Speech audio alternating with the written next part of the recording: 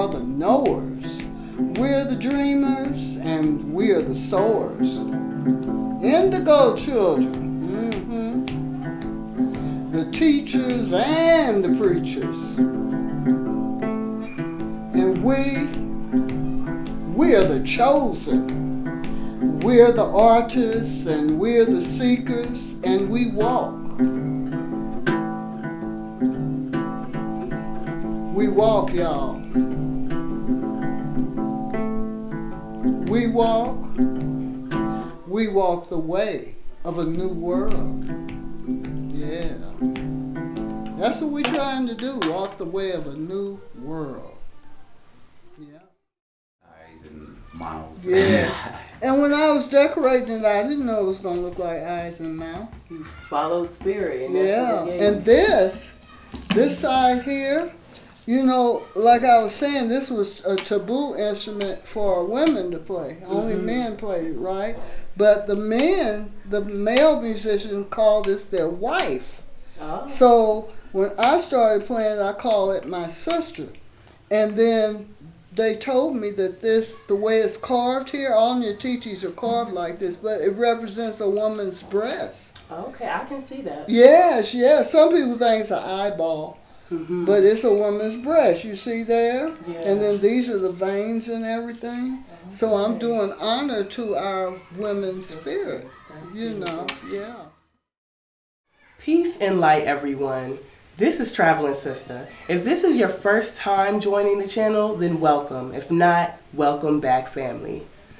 Today, I am beyond honored to be able to share this exclusive interview with you with a personal hero of mine, a legend, a legend in the Black Panther Party, and a living legend in the Black community who represents Black excellence through and through.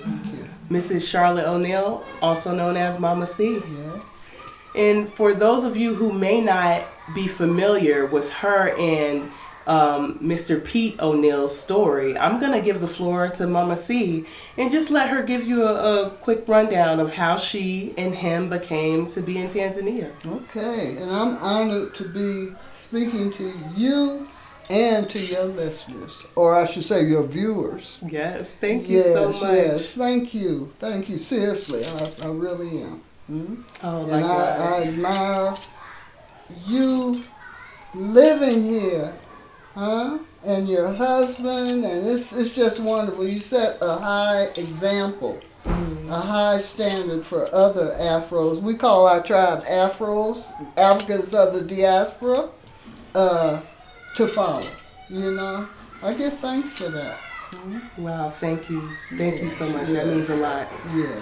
And me and Brother Pete, I still call him Brother Pete, we've been married for 50 years. This is our 50, I can't believe it. 50 years that quick. That's blessed. It's blessed. And beautiful. It's blessed. It really is. And we met as members of the Black Panther Party. He was the founder and the chairperson of the Kansas City chapter.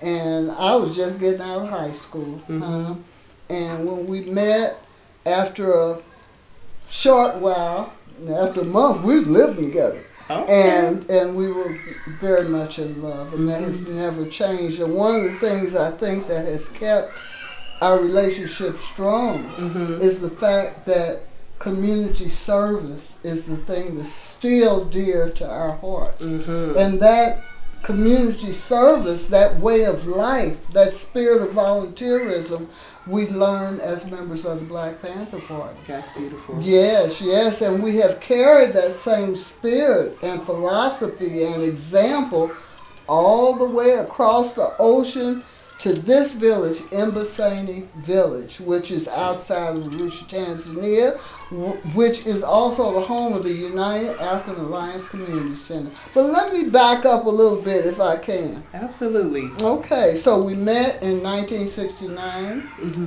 Brother Pete was one of the leaders that was targeted in the Black Panther Party and in other organizations also by COINTELPRO. Yeah. And I hope some of y'all will look up what COINTELPRO is, because it's still existing, believe me. And it was existing even in Martin Luther King's time, because they had him under surveillance too. So COINTELPRO was meant to stop the rising of a Basai. Yep. Mm-hmm. Yep. Yes. And so they also wanted to stop the influence that the Black Panther Party and other progressive organizations had in the community and beyond. Because we were changing the mindset of young people. Yeah. You know, we were bringing people together, you know, even more and more. And that was a beautiful thing, and that was a powerful thing. And that's why they wanted to take down the Black Panther Party. Well, he was one of the I hate to use the word victims, but I just say that for lack of a better word. And he received a case, as many of our brothers and sisters did. They didn't do. He was accused of carrying a gun across state lines, which in Kansas City, you know, many people are hunters. Yeah. And so that was pretty usual for people to cross the state line, which sometimes is literally a line in the street. Yeah. But he was never found with a gun. He wasn't accused of doing a crime with a gun. The police got it from another Panther and sold it, and had to buy it back in order for them to use as evidence in his trial, right? So, but that had happened because of the impact that he and all of us, our chapter, were having in the community. He was targeted, right? Anyway, he received 4 years for that. He was convicted. And he was scheduled to go on trial for another charge, which was disrupting a religious ceremony, and which that day over 200 people were arrested, and they let everybody go, but said you got to take the brunt of this. Yes. Okay. But anyway, so we knew, as with many of our comrades, once they had you in, they would keep piling up cases or actually kill you. And many of the police had said, you just coming out of prison in a casket. Anyway, we made the decision to leave. Couldn't tell anybody. Incognito, wig down, Marcel down, you know, but there was a network of people, and I call it, I liken it to a modern day Underground Railroad. I was just thinking that. It was like that. And it was people not just in the black community, because you got to remember these times. That was during the Vietnam War. That was during all kind of stuff that was happening. So young people were coming together. They were putting their lives on the line to help us and other people who had to go into exile, right? So we were able to leave in 1970, and we thought we were going to be back in like 2 years. It was 20 years before I came back. Oh, wow. And Brother Pete is still in exile. He can't go back. Yeah, and he hasn't been back to America since what year? It's 1970. 1970, early 1970, actually. Yeah. So over 50 years. Yes. Wow. Yeah. So from there, we went to Sweden, where the Underground Railroad helped us. But what we were trying to do was go to Algeria. Okay. Which was the international section of the Black Panther Party, which Eldridge Cleaver, Kathleen Cleaver, and a whole bunch of our comrades who were then in exile were there. Okay. So we lived there for almost 2 years. Okay. That's where our son was born, Malcolm X O'Neal, up in the mountains of Medea, outside of Algiers. But then a lot of things started happening, and where the government had been very welcoming, it started changing. Okay. And then we started hearing more and more about Tanzania. And in the 70s, in the early 70s, there were there was quite a large contingent of Africans from the diaspora who were living in Tanzania. And one of those reasons is because President Nyerere, he was one of our heroes. Yep. You know, and he remains our heroes, and someone I just love his whole philosophy of Pan-Africanism. He was a true Pan-African. He was a true Pan-Africanist, and his Ujamaa concepts where, you know, it was socialism, which is what was dear to our heart. Yes. So people started, and there were several Afros here, actually from the Midwest. Okay. Some of them were temporarily in exile. One of them was one of our Panther brothers. He wasn't in exile, but he had relocated here with his wife. Everybody was urging us, come to Tanzania, y'all. Said the people are beautiful and welcoming. You know, the weather is perfect. Yeah. This and that. So we said, we're going to Tanzania. And we did. And I'm telling you, as soon as the doors to that plane opened and my feet touched the ground, it was some kind of absolute connection. And I'll tell you about that later, why I had that connection. I thought it was because we were welcome as freedom fighters. I thought it was the atmosphere and women carrying their babies on their back and everybody smiling and working together, and you could see elders sitting under the tree learning how to read. All that we loved, huh? You want me to tell you about? I do. I'm on the edge of my seat. Okay. So I'm going to tell you why I actually felt like that. Okay. So, you know, I was getting initiated 2 years ago into the Egungun Society. That's Ancestor Society, right? I'm a priestess of that, right? Okay. So in order to do this, you have to have what you call a roots reading, which is divination, by Babalawo, by one of the priests, the Ifa priest, right? He was giving me this reading. He didn't know me. I don't think. He was giving me this reading, sister, and he revealed that even though my DNA testing says that my matriarchal line comes from West Africa, I'm spiritually connected to my patriarchal line, my dad's clan. Okay. And my dad's clan comes from where? Tanzania. Wow. So when he told me that, it was like electricity just went. He said, you think you felt immediately at home because of the political situation and this and that. He said, that was your ancestors calling you. Calling you.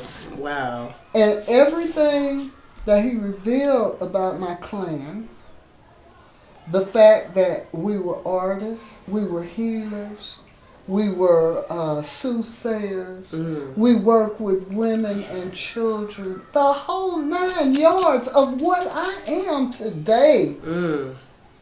That must have... Is that a mind blower? I'm speechless. Do that blow y'all's mind? Yeah, seriously. It still blows my mind. Wow. You know? So anyway, I'll continue the story, but I just had to let you know that. So we landed in Dar es Salaam in 1972. And Brother P was sick all the time in Dar. And come to find out, it was the weather. Okay. It was, I think it was hotter then than it is now. I really think it was. So we lived there for a year and a half. And then we found out about Arusha. We were able to get a farmhouse in Garamtoni. And we lived there for like 6, years, I think. And that's where we first became farmers. Okay. We were self-sufficient. And we grew all of our food. We were raising, this was before I was vegetarian, right? We was raising pigs. We was raising thousands of chickens. We was raising, we got our cows here. But we became homesteaders, sister. Wow. You know, that's we so were awesome. We were urban people. I was City going to say people. urban. We were city people. Didn't know anything about. I remember the first time we tried to plant corn. We dug a hole this deep. Yeah. And our neighbors thought it was hilarious. You know, we actually thought that it would grow. How deep are you supposed to dig it? Real deep or just You're shallow? supposed to do like that. Oh, really? Yeah. Oh. And I got it in rhythm. Where you drop the seed, then you cover it up Kick with it your over. foot. Then you go drop the seed, cover it up with your foot. You know how we do with rhythm. Well, even planting corn, we had rhythm. So we used to make smoked sausages for years. We used to supply different hotels with chickens, dressed out chickens. We had all kind of veggies. We would barter. You know, we would go to the market, and our excess veggies we would take to the market. We would trade for like damaged fruit and stuff for our pigs. So you guys were real live homesteaders. Yes. Okay. We really, really were. I would be so proud of the calluses in my palms and all that, because I was working the land with djembes, with hoes, you know. Brother Pete learned how to build windmills. Wow. When we built a windmill in Garamtoni, it was a water windmill. And when we were able to get land here in Embasani Village, which is where we are now. When we first came here, there was no electricity. There was no running water. It was mostly bush out here. Okay. There were people living here. This is traditional Waimeru homeland. But the farms were very far apart because everybody's growing food. And you needed that land. That space. You know, it's not like it is now where it's so many people. Okay. In those days, you had to be like approved by the elders. Wow. You know, if you wasn't a Meru, here they didn't know nothing about us. So we had to provide home brew, pombe, you know, in a big container. We had meat. You know, in the Waze, the elders came and met us, sat with us, talked with us. So we could speak Kiswahili. Okay, I was going to ask you by then, could you speak? Almost the way it is now, which is not the best Kiswahili in the world, but everybody understands. And I still have that Kansas City accent and all that, you know. But anyway, they approved. You know, they said, let these people come on, you know. Beautiful, man. And so when we started building, there was just trees and bush. You know, it was bush. So we cleared the land. We planted just about all these trees except the jacaranda trees. Okay. Then we used a Simvaram machine, which is a brick making machine. In those days, there were so many termite mounds. Oh, yeah. All in this village. And cobras. We had so many cobras you just can't understand about these snakes. Okay with that. But the Simvaram machine was invented in the 50s in Brazil. And it allowed you to make these, especially if you use termite mound, you didn't have to use a lot of cement. You didn't have to use a lot of sand because it exerts hundreds of pounds of pressure on this soil. Okay. Yes, and so the bricks ended up being stronger than cement blocks, actually. Anyway, so we continued our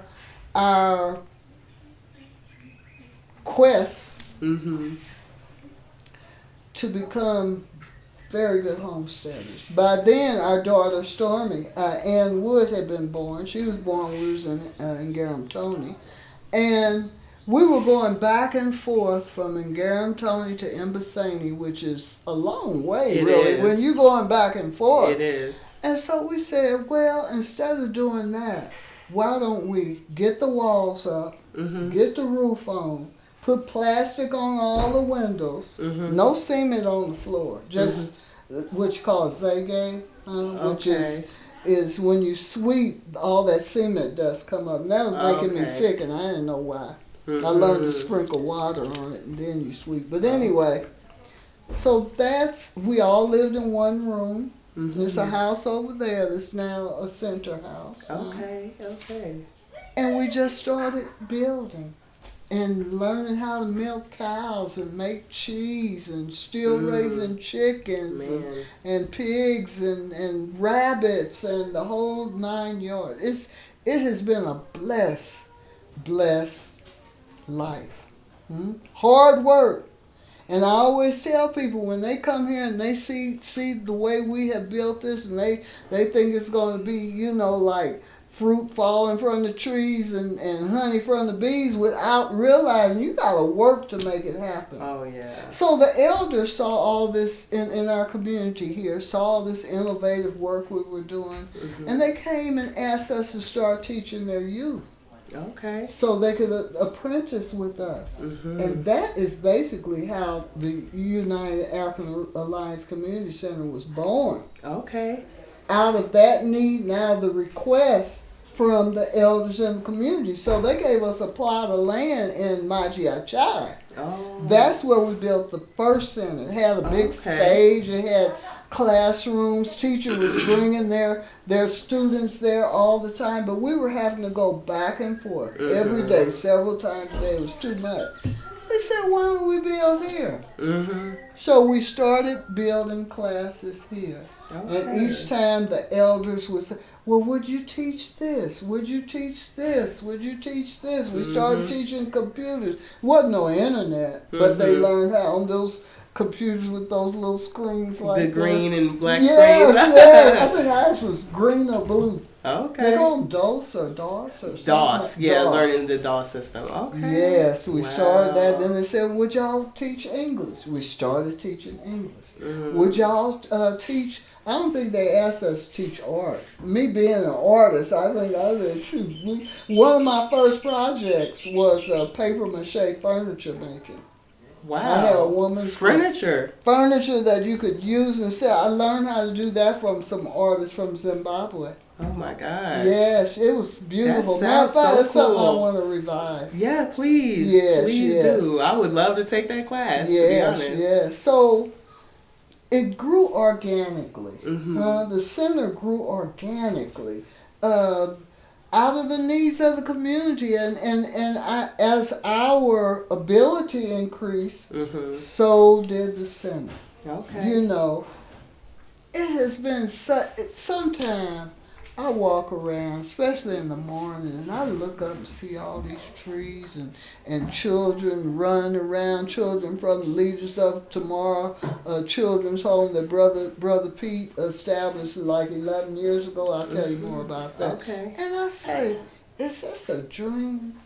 Wow. What if I'm really locked up somewhere and this is my way of coping with that? Really. Matter of fact, one of my songs came out of that thought. If this is a dream, don't you dare wake me up.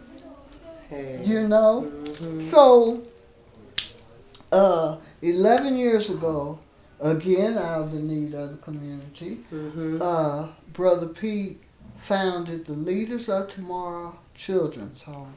And we started with 18 children. Some of them are orphans. Some of them just come from really, can I say, deprived circumstances, economically deprived. And some of the elders in the community were trying to help them, and some of the grandmothers and couldn't. So the children came here and... Living here? Yeah, living here. Awesome. And then it has increased to 20... We have 20 6 children, I think. But some of them are going to boarding school now because Brother Peter's gotten scholarships for them. Some of them are going to secondary school up here, and some of them are going to primary school. But they all live here, except the ones who are boarding school. They can only come during the holidays. Okay. They just left, actually. Oh, okay. Yes, they just left Monday. Mm-hmm. Yeah, so, we take care of all their needs. Everything. Mm-hmm. They live here. They eat here. We're their grandparents. Mm-hmm. They call him say Babu and me BB, and it's beautiful. And we have classes for youth in our community. Okay. Some come from Arusha. Mm-hmm. Some come from Kitakiti. Some come from Manyara. They come from all over. And one of the reasons is because of what we offer. And it's free for Tanzanians. That's so awesome. And that's a real blessing. Y'all are really doing so much. Like the services and the help that you're providing to the community is really invaluable. It is. Seriously. It is. And we're blessed to be able to do. We feel like it. Maybe this is out of our Panther philosophy. Spirit, also, we feel duty bound. Mm-hmm. We really, really do. Yeah. To do this. I think this is our true life's work. And when you're able to do that, you're absolutely happy. Yeah. And even though Brother P is in exile, he's happier than he has ever been in his life. And more fulfilled than he has ever been in his life. And we're able to do all this because of the support from people all over the world. Because we don't get no funding, we don't get any grants, nothing like that. Okay, so you really are providing something invaluable to not only this community, because people come, as you said, from other areas of Tanzania. So you guys are providing something invaluable to Tanzania, and that's huge. That really is. So for those people out there who want to support UAACC, how can they do that? Oh, they can definitely do that. They can come to volunteer, but they can also make contributions. They can make monetary contributions. They can also make in-kind contributions, like laptops and things like that. But the monetary is very, very helpful. All right. They can organize groups who can come here, and their contributions for staying here help. We have a website, and on that website it has a make a donation button. Okay. I will link that below. Yes. So people can do that, and they can also write me for more information. We have a contact page there too. Okay. So if there are any professors or lay people, musicians, of course, because we have an artist in residence program. Also, we believe in the power of arts. Yeah. So any of y'all organize something, drop me a line, come on. I know it will be a life-changing experience. Beautiful. Yes. Yeah. Okay, so I will definitely provide those links in the section below. Okay. And as well as your email if you would like to provide that. Yes, that's fine. Okay. I'm on Facebook too, y'all. Facebook, everything. I'm gonna have all of your links right there for everybody. And again, this has truly been an honor. And thank you for sharing this piece of your life with us on camera. I was honored to do so. Yes, I'm honored as well. Oh, Asante Sana. Yes, Karibu Sana. Okay, and you guys, I hope you enjoyed the interview, and y'all already know what it is. I love y'all. Peace. Peace and love. Usikate tamaa. Hey, hey, usikate tamaa. Maisha yakiwa magumu, usikate tamaa. Yeah, hey, yeah, hey, yeah. Usikate tamaa, hey.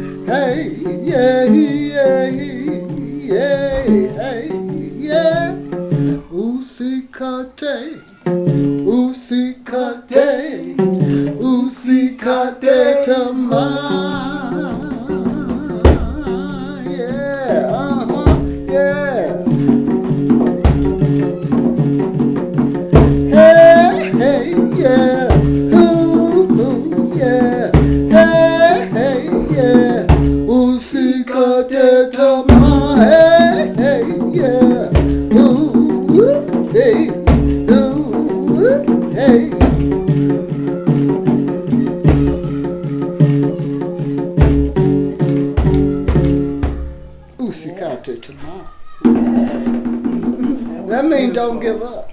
Don't give up. Yeah. You see I Captain sing it Tom in English too. Okay. Yeah.